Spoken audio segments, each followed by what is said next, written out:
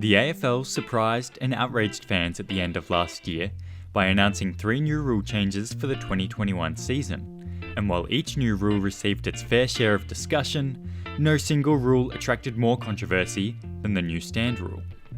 The league asserted these changes would open up the 45-degree kick and make it easier for teams to move the ball around the ground, citing the need to open the game up and increase scoring.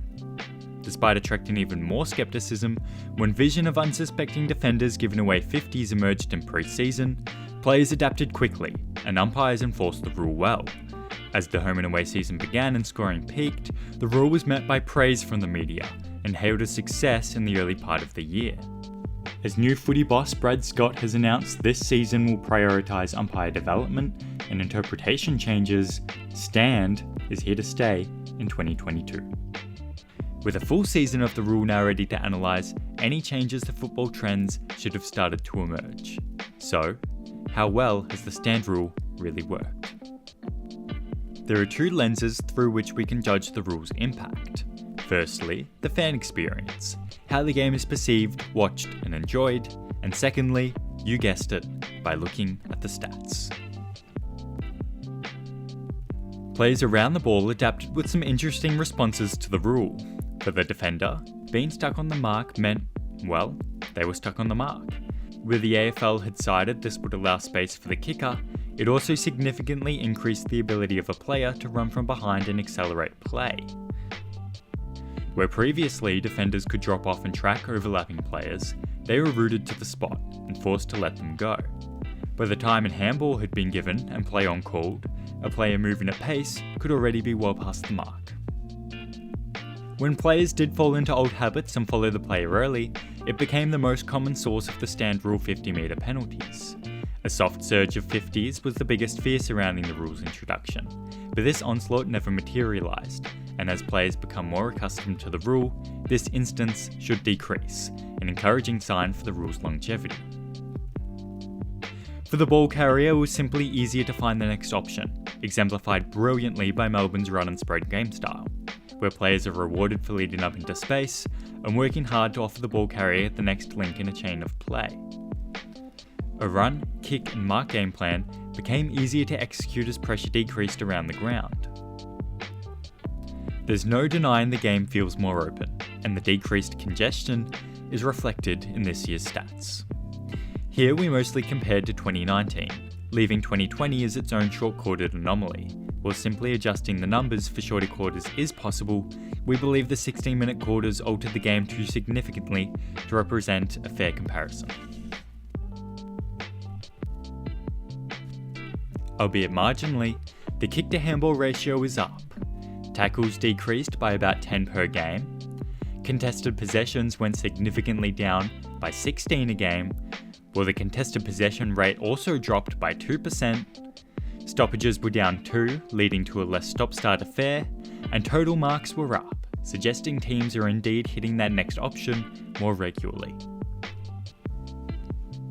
Looking at the season overall, however, the increase in scoring that the league hoped for did not eventuate, with the average score during the home and away season actually decreasing very slightly to 79.8 points. And it's not just kicking accuracy to blame. Total shots on goal were down from 2019 as well.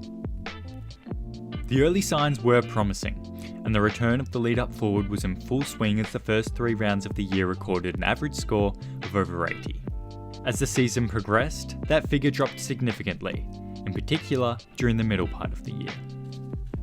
Coaches, as everyone feared, seemed to figure out how to counteract the open field.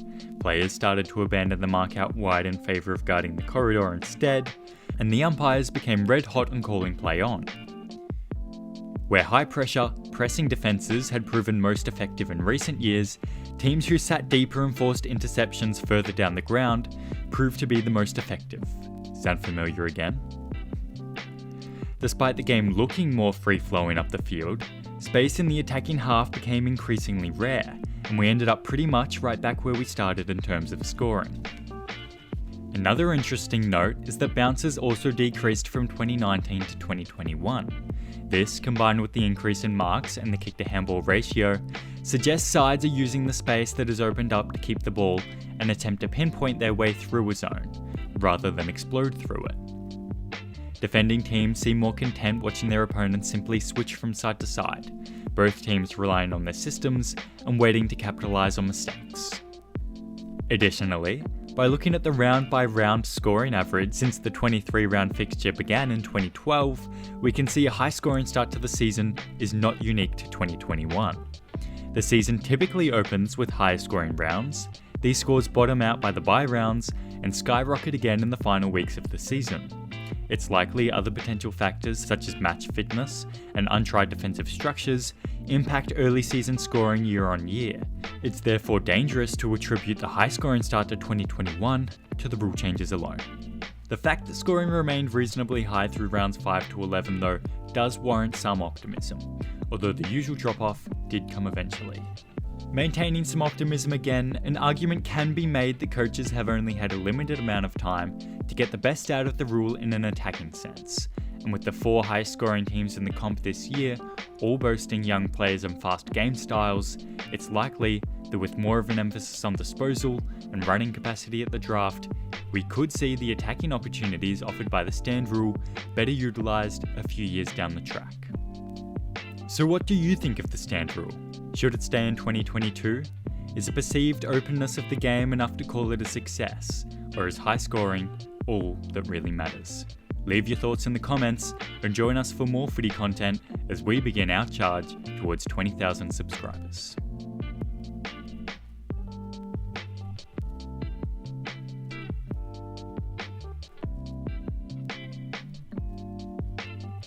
We've been Footy A to Z, yeet and peace out.